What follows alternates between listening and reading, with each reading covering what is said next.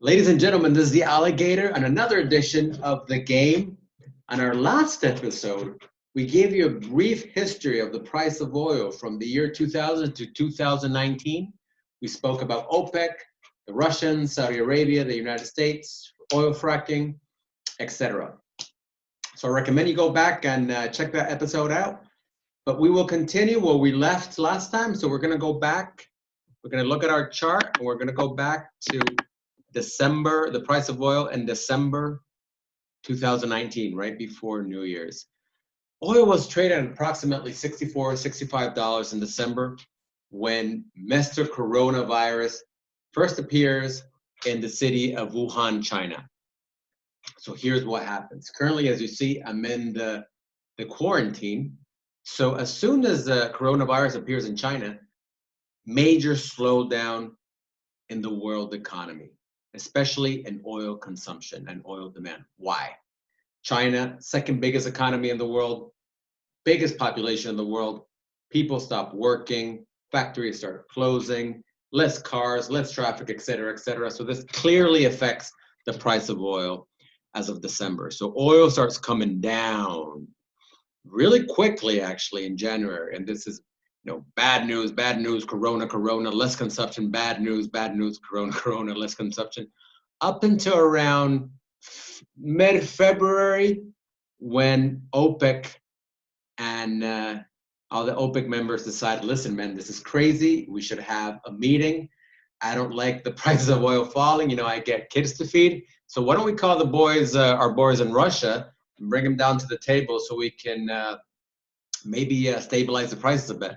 So the emergency meeting of OPEC happened on the 5th of March in Vienna. As you can see, oil is trading at $46 per barrel that day. So here's what happened.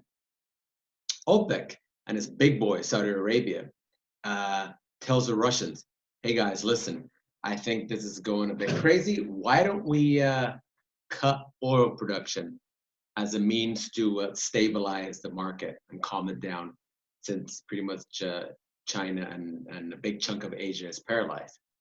Russia said, no way. No way, I don't like this deal. I like my price of oil at $46 per barrel. And I don't want to lose market share. I want to keep pumping oil. I'm pretty comfortable where I'm at right now. The Saudis got so pissed off with this. And what they did on March 8th, when oil was trading at approximately $41 per barrel, it's really crazy. Here's what happened.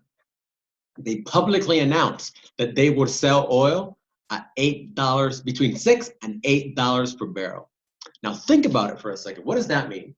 That's kind of like if Mercedes-Benz announced that they're going to sell cars at $1,000 per car. What would happen?